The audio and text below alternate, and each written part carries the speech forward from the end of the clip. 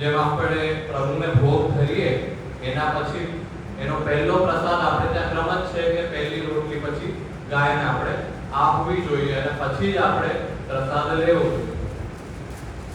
એટલે ગામમાં ગૌશાલા તો છે તો વિશેષ કંઈ પણ ઘરના પ્રસંગ હોય, ઉત્સવ હોય, એમાં પણ પછી ગાયને લાડવા, ગોળ એ બધા ખવડાવવા જવું જોઈએ.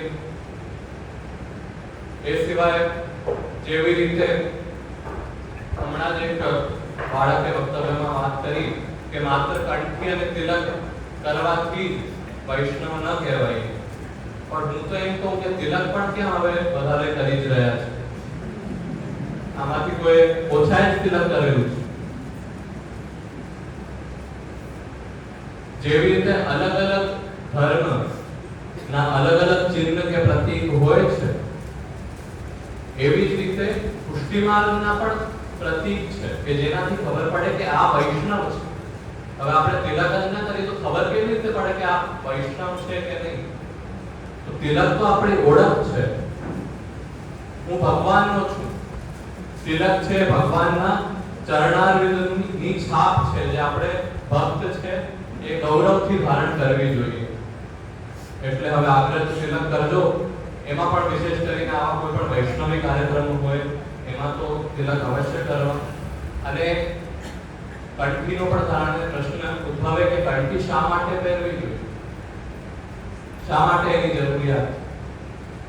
કંઠી છે એ આપણી શરણાગતિની પ્રતીક છે કે હું ભગવાનનો છું. એટલે જીવનમાં આપણે ક્યાંય પણ હોઈએ, કોઈ પણ પરિસ્થિતિમાં હોઈએ, આપણી સાથે હંમેશા ભગવાન બિરાજે છે એ ભાવથી હંમેશા કંઠી પહેરીને રાખવી જોઈએ. એટલે વૈષ્ણવના કંઠમાં કંઠી હંમેશા રહેવી જોઈએ, ઉતારવી નહીં. હવે સેવાની તો આપણે વાત કરી, પણ એવી પણ વાત આવે કે ઘરમાં શુદ્ધતા નથી પડાતી, તો અમુકના ઘરમાં ઠાકોરજી નથી બિરાજતા, તો તેઓએ એવી ઈચ્છા જરૂર રાખવી જોઈએ કે ક્યારે અનુકૂળતા થાય ઘરમાં તો પ્રભુ પધરાવી સેવા કરી શકાય.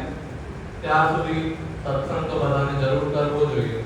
સત્સંગમાં ભલે સવારે ભાઈને શ્રી કૃષ્ણ શરણમ મંત્રનો જપ કરી લો, એ પણ સત્સંગનો જ ભાગ છે.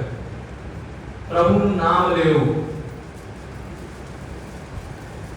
એક સરસ વાત કે જે પહેલાના યુગ હતા, ત્રેતા યુગ કે દ્વાપર યુગ, એની અંદર એટલા મોટા મોટા યજ્ઞો કરતા, જન્મો જન્મો સુધી તપસ્યા કરતા, એનાથી એમને જે ફળ મળતું એ સમયમાં, કલયુગમાં તો માત્ર પ્રભુના નામ લેવાથી એ પ્રકારનો ફળ મળી જાય છે. જુઓ, એટલે પ્રભુના નામ લેવામાં કોઈ પણ જાતની શરમ ન રાખવી.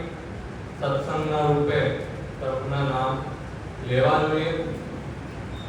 અને ભગવાન પોતે પણ નારદજીને એ જ કહે છે, મત ભક્તા યત્ર ગાયંતિ તત્ર તિષ્ઠામિ નારદ. એટલે મારા ગુણગાન જ્યાં થાય છે ત્યાં હું રહું છું, ત્યાં જ હું રહું.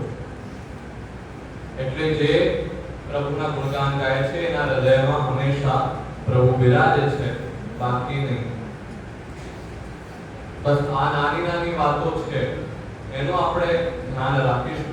જેમ ટીપે ટીપે સરોવર બંધાય, એવી જ રીતે આપણે નાના નાના એવા આચરણમાં વસ્તુઓ લાવશું કે આજે આપણે જે નથી કરી રહ્યા એ કાલથી આપણે કરીશું. એવો સંકલ્પ આવા કાર્યક્રમથી આપણને લઈને જવું જોઈએ. તો આજે આપણે જે સ્થિતિમાં છીએ એના કરતા ભક્તિ માર્ગના પથ પર આગળ વધીશું. અને માળિયા ગામમાં હું પહેલી જ વાર આવ્યો, છતાંય બધાનો ઉત્સાહ જોઈ આ રીતે જ આપણે આગળ વધતા રહીએ એવા મહાપ્રભુજીના ચરણ કમળમાં પ્રાર્થના. શ્રી વલ્લભનાથ ઈશ્વર.